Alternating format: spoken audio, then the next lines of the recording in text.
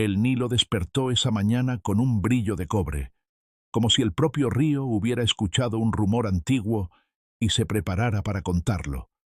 En la orilla, entre juncos que susurraban secretos, nació una historia que cambiaría el destino de un pueblo, el pueblo de Israel, encadenado por generaciones bajo la sombra de un faraón que confundía su trono con un trono de dioses. Elías, no ese profeta, sino Amram, un artesano de manos callosas y corazón cansado, vio cómo las ciudades gemían por lámparas encendidas que jamás traían paz. Sus hijos corrían por patios donde las palabras libertad y esperanza eran murmullos prohibidos.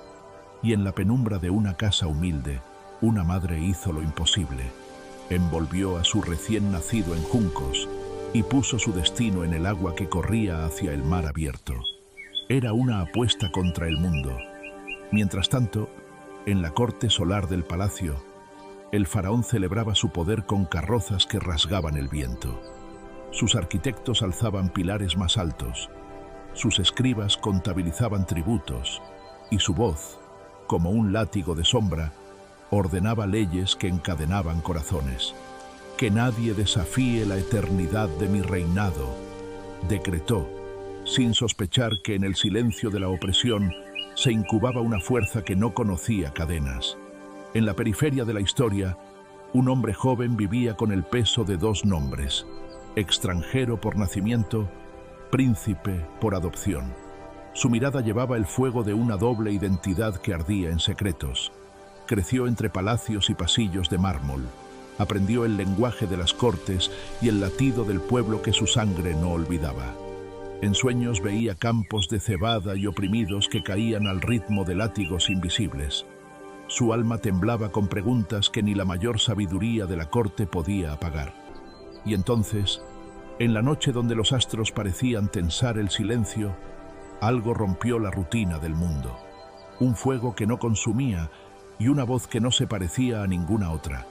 Se dijo que la voz habló sobre una montaña que olía a historia antigua, sobre promesas hechas a antepasados, cuyos nombres aún latían bajo la tierra. La voz no pidió alianzas ni coronas, exigió justicia, reclamó caminatas hacia la libertad y nombró al joven por su nombre verdadero. La levedad de esa promesa hizo temblar los muros del poder. La primera chispa se encendió, pero la libertad no se concede, se arde, se negocia y se conquista. En los campos, los hebreos murmuraban entre surcos de trabajo forzado, y en las plazas, mujeres afilaban esperanzas con manos temblorosas. Se formaban alianzas en susurros y plegarias. Se contaban historias de patriarcas bajo estrellas que parecían escuchar. Cuando el alba se asomó tras la montaña, el rumor se volvió determinación. El joven, con la sangre de dos mundos en las venas, sintió que ya no le bastaba la sombra del palacio. Algo mayor que miedo lo empujó, la certeza de que el tiempo de lágrimas tenía que romperse. Y así, con pasos que resonaban como tambores, se preparó para enfrentarse a un reino que solo conocía la ley del hierro. Un cuervo se elevó sobre el palacio, llevando en su vuelo la primera palabra que el faraón preferiría no oír: suéltalos. Y mientras su graznido desaparecía en el horizonte, el joven dejó atrás una última mirada al lujo que lo crió, una mirada cargada de decisión, y cruzó el umbral hacia lo desconocido. El desierto recibió al joven con brazos de roca y viento, como si la tierra misma quisiera probar la firmeza de su paso. Cruzar no era simplemente avanzar, era entrar en un reino donde el tiempo se estiraba y las voces se afinaban a la soledad. Cada grano que crujía bajo sus sandalias parecía recordarle las cadenas que había dejado atrás y las cadenas que aún debía romper. En su pecho ardía la imagen de su infancia, los cantos lejanos de su pueblo, las manos curtidas que amasaban pan, los ojos húmedos de aquellos que habían perdido hijos y cosechas. Pero junto al recuerdo, también nació la visión que la voz en la montaña le regaló, una promesa tejida con nombres anticuados: Abraham, Isaac, Jacob, y una tierra que esperaría por su pueblo como una madre paciente. caminó hasta que la noche lo cubrió con un manto de estrellas. Allí, en la soledad, se encontró con un anciano que parecía salido de la misma arena, barba enmarañada, mirada que guardaba incendios y una calma que no tenía prisa. El anciano no preguntó por su linaje ni por su rango, lo miró como quien escudriña el fondo de un alma y dijo: «Has oído la voz, no eres ya el hijo del palacio, eres llamado a ser puente entre cadenas y liberación». El joven, ahora marcado por un nombre nuevo en su boca, sintió que la promesa lo transformaba en un instrumento impar. Pero la misión no era solo suya. La libertad requería una historia compartida, un liderazgo que fuese fuego y refugio. Regresó a las poblaciones hebreas con palabras de aliento, pero encontró desconfianza, miedo y resignación. Susurros crecían. ¿Acaso volverá para salvarnos? ¿Y quién es este que habla en nombre de Yahvé? Entonces ocurrió lo inesperado. En un pueblo, la autoridad de los capataces chocó con un acto de humanidad. Un hombre hebreo fue golpeado por exigir descanso. El joven defendió al oprimido e, iracundo, la lucha estalló. Nadie esperaba que un príncipe formado en palacio levantara la voz en defensa de un esclavo. El incidente se propagó como chispa en paja seca. La noticia llegó pronto a los oídos del trono, y el eco del escándalo hizo temblar la calma aparente del gobierno. Mientras las caravanas del imperio se movían, la tensión crecía en cada frontera. La corte no tardó en murmurar sobre traición y sedición. El faraón, ofendido en su dominio, comenzó a idear medidas para aplastar cualquier semilla de rebelión. Pero, en secreto, la voz que llamó al joven no lo abandonaba. Le exigía valentía y paciencia, estrategia y confianza. La primera confrontación pública se avecinaba. En el valle donde las sombras se alargan antes del mediodía, los líderes del pueblo se reunirían para escuchar una propuesta que podría encender la esperanza o quebrar los pocos ánimos que quedaban. El joven preparó su discurso como quien afila una espada. Palabras de memoria ancestral, relatos de promesa y un llamado a levantarse unidos. Y cuando la multitud se juntó, con rostros marcados por el trabajo y la duda, él habló. Sus palabras fueron fuego sereno, relatando la visión y reclamando el derecho de su pueblo a caminar libre. Por primera vez en años, una corriente de asombro y fe recorrió a la gente. Algunos lloraron, otros callaron, pero muchos sintieron que algo había cambiado. La palabra había prendido una raíz nueva. Al final de la reunión, sin embargo, un mensajero atravesó la multitud con un pergamino sellado, una orden del faraón. El sello llevaba la imagen del halcón divino y una sentencia que heló la sangre de los presentes. La hoja dictaba que el joven debía presentarse en la corte en el plazo de 3 días, advirtiendo que su suerte y la de los suyos dependía de la clemencia real. Cuando el último sol se ocultó, la gente dispersa miró al joven con ojos que pesaban esperanza y juicio. Él supo que volver al palacio implicaba riesgo, pero también la oportunidad de hablar frente al poder y recordar la palabra que ardía en su alma. Con la luna como testigo, tomó una decisión que detonaría milagros y plagas, confrontaciones y liberación. Volvería al lugar donde había nacido para enfrentarse a la corona. El regreso al palacio fue un desfile de sombras y recuerdos. Cada pasillo olía a incienso y a decisiones antiguas. Los guardias lo miraban con desdén y curiosidad, como quien reconoce a un traidor con rostro familiar. En la sala del trono, columnas talladas en piedra sostenían relatos de conquistas, y el faraón se alzaba como un sol de piedra, esperando que cualquier reto fuese solo una brizna ante su poder. El joven entró, pero ya no llevaba solo ropas de príncipe. Su paso estaba marcado por la gravitas de quien viene a exigir justicia. Al verlo, el faraón arqueó una ceja como quien contempla una insolencia elegante. «Has cruzado muchas tierras y vuelves con preguntas», dijo con voz que mandaba olas. «Habla, ¿qué te trae de nuevo ante mi rostro?» Con la templanza de quien ha escuchado voces en la soledad del desierto, el joven pronunció el nombre que quemaba en su pecho: suéltalos. No fue una petición, sino un mandato heredado de promesas antiguas. El silencio que siguió fue denso. La corte contuvo el aliento, esperando el estallido o la burla. El faraón sonrió, pero en sus ojos bailó la ira. No permitiría que su autoridad fuera cuestionada sin respuesta. Ordenó demostrar quién dominaba la tierra con una exhibición de poder que humillara a cualquiera que osara desafiar su mandato. Así comenzó el duelo entre dos voluntades: un pueblo que pedía libertad y un trono que temía perder su divinidad. En los días que siguieron, el joven buscó astucia y señales. Volvió a sus raíces hebreas para aprender a orar con voz colectiva, y se reunió con viejos aliados en los patios donde las historias aún latían. Mientras tanto, en el palacio, se tramaban artimañas, decretos que aumentarían la carga de trabajo, capataces endurecidos que reducirían a cenizas la esperanza de los hombres.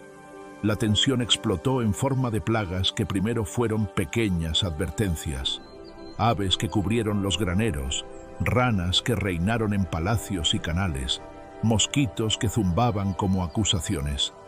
Cada golpe parecía una respuesta a la palabra pronunciada, pero también un desafío a la soberanía del faraón. ¿Cedería ante el clamor del cielo o enterraría su orgullo aún más hondo? Los sabios de la corte debatían si ceder sería admitir debilidad. Los sacerdotes clamaban que solo los dioses del imperio podían enviar tales señales. Por su parte, la gente común, esclavos y productores, miraba al joven con una mezcla de temor y asombro. Las señales alteraban sus días, pero también encendían una esperanza que no se apagaba. Entretanto, el joven soportaba la duda que lo asaltaba en las noches. ¿Era su palabra verdadera poder o simple coincidencia? ¿Hasta qué punto debía empujar contra un régimen que podía aniquilarlo todo? En el corazón de la incertidumbre, una convicción volvió a él con la fuerza del primer llamado. La lucha por la libertad nunca aceptó respuestas cómodas. Requería persistencia, coraje y la voluntad de enfrentar consecuencias. La corte, encolerizada, decidió dar un último golpe de autoridad que marcaría la historia. Un decreto que haría retroceder las sombras un poco más, o abriría la puerta a un juicio final. Cuando el mensajero anunció la medida, un rumor recorrió la ciudad como un viento helado. El joven comprendió que la siguiente jugada sería definitiva. El horizonte se teñía de presagio. Al caer la noche, mientras las estrellas parpadeaban sobre el Nilo, el joven miró una vez más al pueblo que esperaba, a las familias que temblaban, y supo que pronto empezaría la contienda total entre el poder humano y la palabra que clamaba por justicia. Preparó su voz, afiló su presencia y se dispuso a entrar en la confrontación que decidiría el destino no solo de él, sino de generaciones enteras. El regreso al palacio fue un desfile de sombras y recuerdos. Cada pasillo olía a incienso y a decisiones antiguas. Los guardias lo miraban con desdén y curiosidad, como quien reconoce a un traidor con rostro familiar. En la sala del trono, columnas talladas en piedra sostenían relatos de conquistas, y el faraón se alzaba como un sol de piedra, esperando que cualquier reto fuese solo una brizna ante su poder.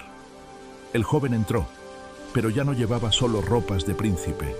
Su paso estaba marcado por la gravitas de quien viene a exigir justicia. Al verlo, el faraón arqueó una ceja como quien contempla una insolencia elegante. «Has cruzado muchas tierras y vuelves con preguntas», dijo con voz que mandaba olas. «Habla, ¿qué te trae de nuevo ante mi rostro?» Con la templanza de quien ha escuchado voces en la soledad del desierto, el joven pronunció el nombre que quemaba en su pecho: «Suéltalos». No fue una petición, sino un mandato heredado de promesas antiguas. El silencio que siguió fue denso. La corte contuvo el aliento, esperando el estallido o la burla. El faraón sonrió, pero en sus ojos bailó la ira. No permitiría que su autoridad fuera cuestionada sin respuesta. Ordenó demostrar quién dominaba la tierra con una exhibición de poder que humillara a cualquiera que osara desafiar su mandato. Así comenzó el duelo entre dos voluntades, un pueblo que pedía libertad y un trono que temía perder su divinidad. En los días que siguieron, el joven buscó astucia y señales. Volvió a sus raíces hebreas para aprender a orar con voz colectiva y se reunió con viejos aliados en los patios donde las historias aún latían. Mientras tanto, en el palacio se tramaban artimañas, decretos que aumentarían la carga de trabajo, capataces endurecidos que reducirían a cenizas la esperanza de los hombres. La tensión explotó en forma de plagas que primero fueron pequeñas advertencias, aves que cubrieron los graneros, ranas que reinaron en palacios y canales, mosquitos que zumbaban como acusaciones. Cada golpe parecía una respuesta a la palabra pronunciada, pero también un desafío a la soberanía del faraón. ¿Cedería ante el clamor del cielo o enterraría su orgullo aún más hondo? Los sabios de la corte debatían si ceder sería admitir debilidad. Los sacerdotes clamaban que solo los dioses del imperio podían enviar tales señales. Por su parte, la gente común, esclavos y productores, miraba al joven con una mezcla de temor y asombro. Las señales alteraban sus días, pero también encendían una esperanza que no se apagaba. Entretanto, el joven soportaba la duda que lo asaltaba en las noches. ¿Era su palabra verdadera poder o simple coincidencia? ¿Hasta qué punto debía empujar contra un régimen que podía aniquilarlo todo? En el corazón de la incertidumbre, una convicción volvió a él con la fuerza del primer llamado. La lucha por la libertad nunca aceptó respuestas cómodas. Requería persistencia, coraje y la voluntad de enfrentar consecuencias. La corte, encolerizada, decidió dar un último golpe de autoridad que marcaría la historia. Un decreto que haría retroceder las sombras un poco más, o abriría la puerta a un juicio final. Cuando el mensajero anunció la medida, un rumor recorrió la ciudad como un viento helado. El joven comprendió que la siguiente jugada sería definitiva. El horizonte se teñía de presagio. Al caer la noche, mientras las estrellas parpadeaban sobre el Nilo, el joven miró una vez más al pueblo que esperaba, a las familias que temblaban, y supo que pronto empezaría la contienda total entre el poder humano y la palabra que clamaba por justicia. Preparó su voz, afiló su presencia y se dispuso a entrar en la confrontación que decidiría el destino no solo de él, sino de generaciones enteras. La antorcha ardiendo en la colina no era solo luz, era un juramento encendido contra la noche del poder. Una tras otra, se encendieron hogueras en cúpulas, techos y campos, trazando una constelación humana que mostraba al palacio cuán vasta era la marea que venía. Los cantos, ahora convertidos en himnos, cruzaban el viento y golpeaban las murallas como martillos. El joven reunió a los suyos bajo la sombra de una roca antigua y delineó el plan con voz grave. No buscarían enfrentamiento en armas, sino en decisión y señal. Pedirían una última audiencia pública, expuestos ante todo el reino, y pondrían sobre la mesa no solo súplicas, sino la demanda por reconocimiento de su dignidad. Si el faraón negaba, entonces el mundo entero vería el precio del orgullo. Llegó el día. La explanada ante el trono se llenó de rostros tensos, campesinos, ancianos, mujeres con niños, hombres con manos callosas que ya no temían la retribución. El joven, erguido, habló con la fuerza que otorga la verdad compartida. Su voz atravesó los silencios. No buscamos guerra, exigimos paso, pan y un futuro para nuestros hijos. El palacio replicó con simulacros de poder, pero algo en el aire ya había cambiado. La certeza de que la balanza se inclinaba. Furioso, el faraón convocó a los sacerdotes y prometió aniquilar cualquier desobediencia. Promulgó un decreto que marcaba el inicio de un tiempo de prueba más oscuro, una imposición de trabajo sin tregua y la amenaza de castigos ejemplares. Los capataces, con látigos renovados, volvieron al pueblo a sembrar miedo. Sin embargo, en la mirada de muchos, donde ayer hubo sumisión, ahora ardía desafío.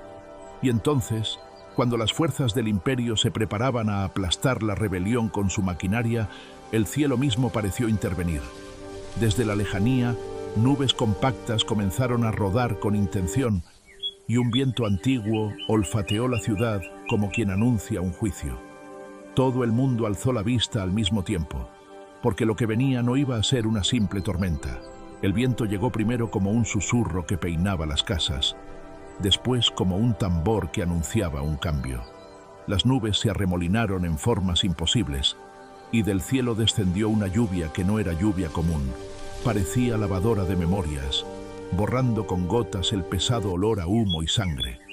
La gente incrédula dejó caer las herramientas y alzó las manos como plegaria. Pero la lluvia venía con propósito. Donde antes hubo escasez, las acequias comenzaron a hincharse. Donde la tierra estaba cuarteada, surgieron charcos que reflejaban por primera vez en años un cielo limpio. El pueblo susurró que el mismo Nilo parecía responder, elevando su caudal como si reconociera la súplica colectiva. Los sacerdotes del palacio buscaron explicaciones y augurios, pero su retórica temblaba ante lo evidente. Las señales no obedecían a templos humanos. El faraón, furioso y desconcertado, ordenó rituales y sacrificios para contrarrestar lo que llamaba una afrenta enviada por dioses ajenos. Los magos echaron polvo y pronunciaron fórmulas que sonaron huecas frente al rugido del agua. Cada intento del trono pareció aumentar la maravilla. El viento trajo aromas de libertad y la lluvia lavó un poco del miedo. En medio del desconcierto, el joven aprovechó la conmoción para recorrer las calles y hablar con la gente cara a cara. Abrazó a madres, secó lágrimas y con palabras sencillas explicó que no estaban ante un milagro sensacionalista, sino frente a una promesa que reclamaba responsabilidad. La lluvia nos renueva, dijo. Ahora debemos caminar hacia la libertad con orden y coraje. Sus palabras calmaron y al mismo tiempo encendieron un nuevo compromiso colectivo. Así, los días siguientes estuvieron marcados por una doble realidad: la benevolencia del cielo que alimentaba la esperanza y la furia del poder que buscaba restaurar el control.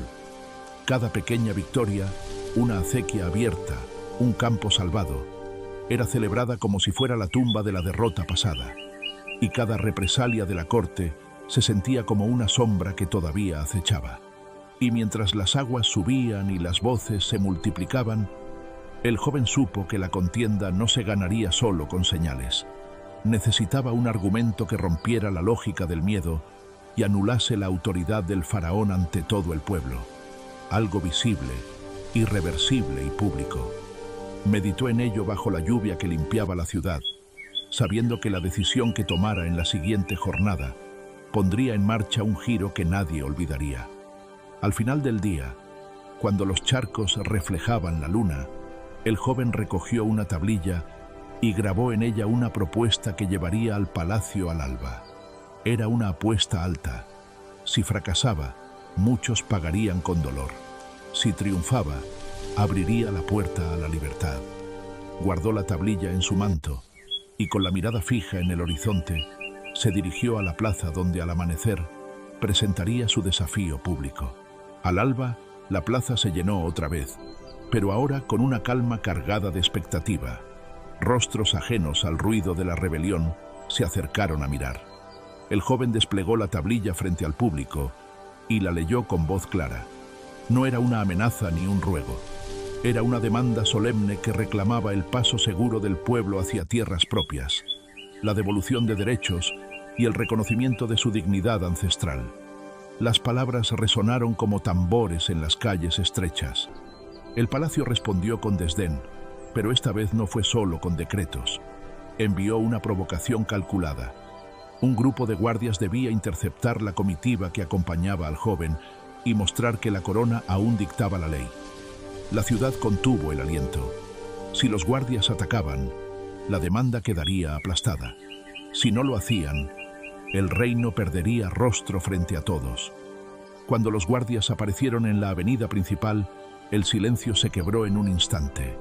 Hubo empujones, gritos y el choque de voluntades. La multitud retrocedió, protegiéndose. Mujeres cubrieron a sus hijos.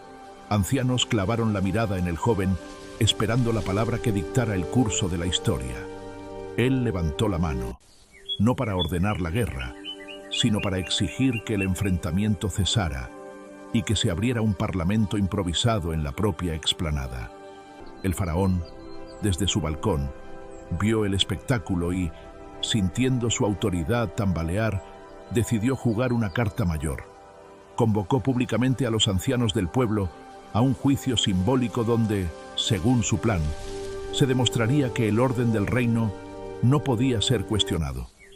La convocatoria sorprendió a todos, pues prometía un veredicto inapelable y espectáculo para las multitudes. Nadie supo si era trampa o rendición. La incertidumbre se volvió cuchillo en la garganta colectiva. Aún así, los ancianos aceptaron, porque pelear con la corona en la plaza sin reglas les parecía seguro camino a la aniquilación. El joven, sabiendo que el juicio sería una prueba de ingenio y de fe, se preparó a hablar ante jueces que ya habían decidido su sentencia en la sombra. En el corazón de la ciudad, se organizó una escena donde verdad y espectáculo se enfrentarían. Cuando el juicio comenzó, los acusadores del trono hablaron con voces, horas y cifras, recordaron lealtades, templos y el deber de someterse al orden. Sus palabras eran flechas envenenadas para la esperanza. Pero entonces, en un momento que nadie pudo prever, una anciana del pueblo pidió la palabra y contó una historia que hizo callar incluso a los magos. Habló del Dios de los patriarcas, de promesas, de sueños heredados y del derecho que nace del sufrimiento compartido. El relato de la mujer produjo un murmullo que creció hasta volverse clamor. Se escuchaban nombres antiguos como si fueran juramentos, y la plaza se llenó de memorias que pesaban más que cualquier decreto.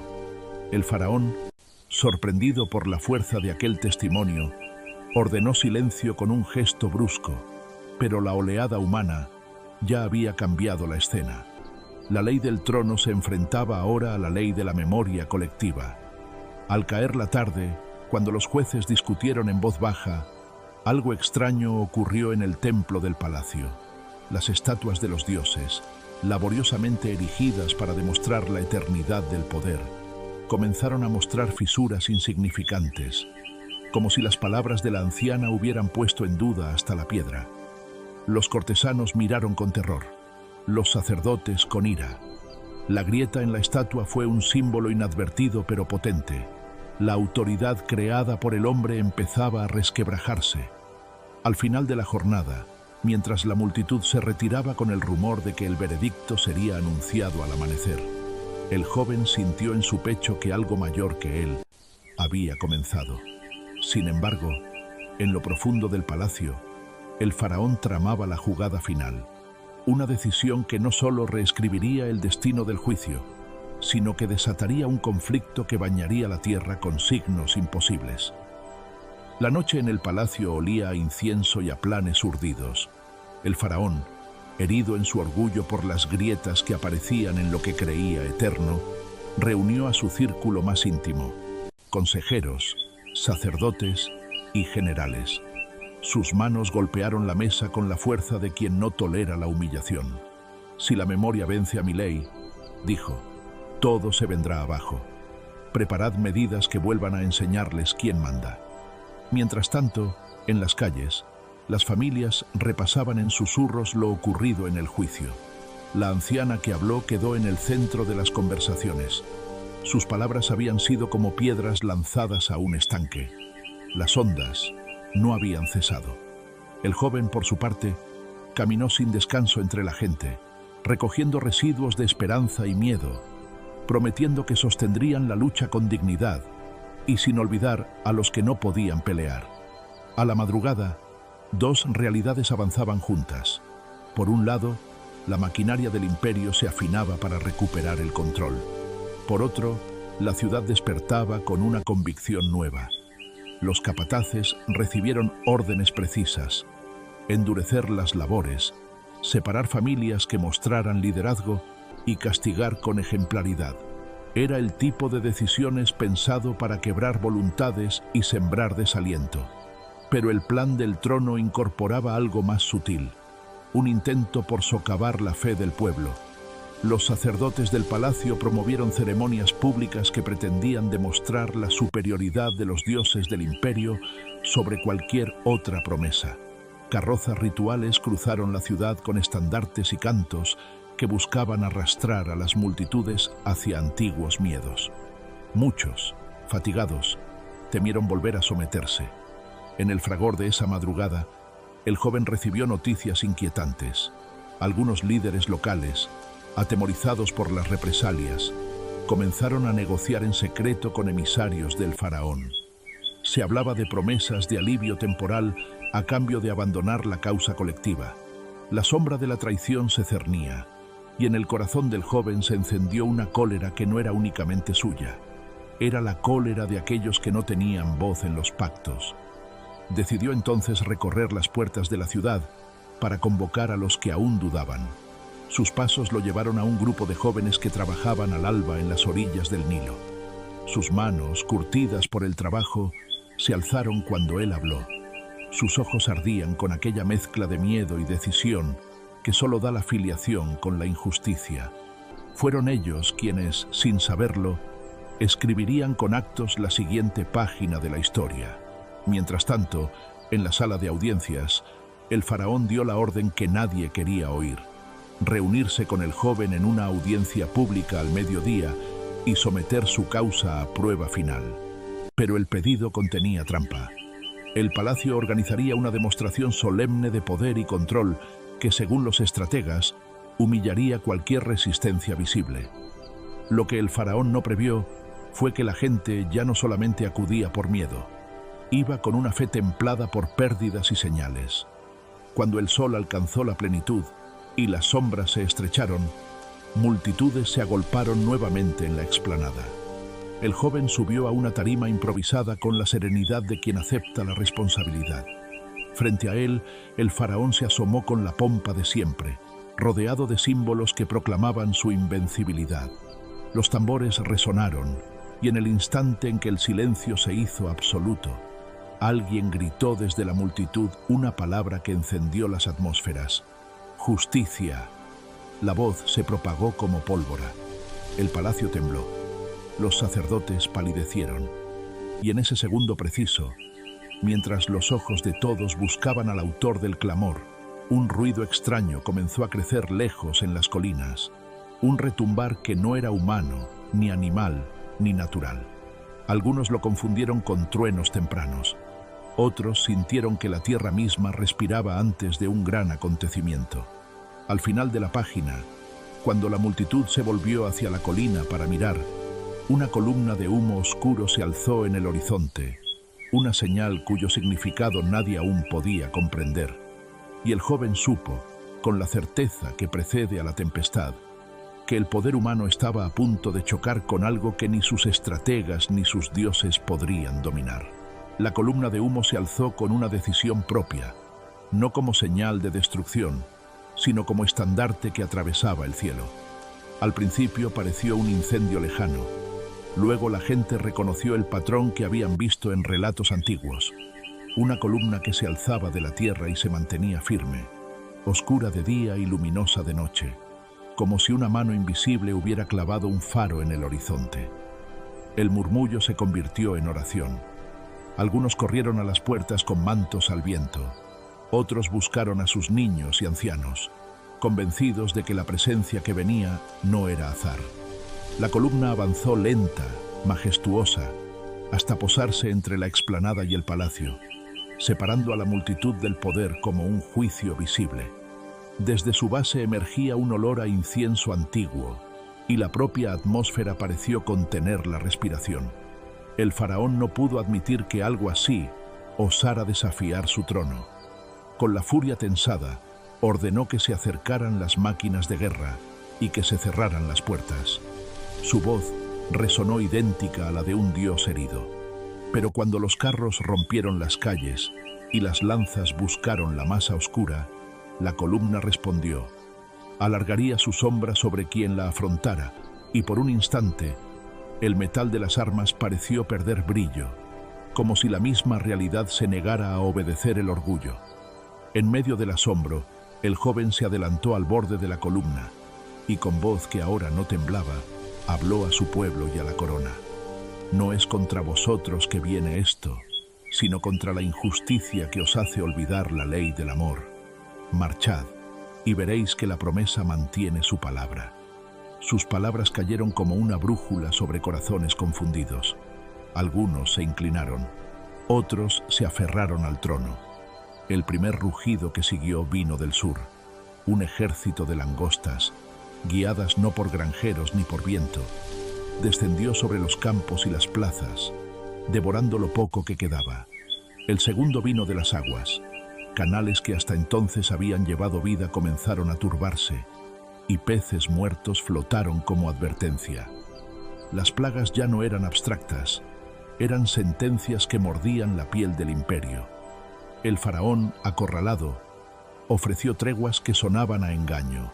Liberad, prometió, si solo se apartaban las señales y se respetaban los templos. Pero la columna se mantuvo como un juez inmóvil, y el joven supo que aquella no era una negociación de palabras, era una contienda entre fidelidad y orgullo. Unidas, las voces del pueblo se alzaron por la mañana, pidiendo paso. Por la noche, los tambores del palacio respondían con amenazas. Entonces, en la penumbra de una madrugada cargada de ceniza, la corte convocó a un acto final de persuasión, una procesión que intentaría revertir la mirada de la gente hacia los dioses del trono. Sacerdotes entonaron cantos, se arrojaron perfumes y ofrecieron riquezas, todo para que la multitud volviera a creer que el poder humano aún podía protegerlos. Pero la columna, que brillaba ahora con un fuego contenido, pareció no prestar atención a aquellos rituales. Al final de la página, cuando la procesión se acercó a la base de la columna para ofrecer sus dones, una voz, no de hombres ni de sacerdotes, retumbó con un tono que era reproche y llamado: «Deja ir a mi pueblo». Y en el silencio que siguió, el joven comprendió que la última decisión del faraón marcaría si el mundo se doblaría hacia la libertad o se hundiría en un invierno de orgullo eterno.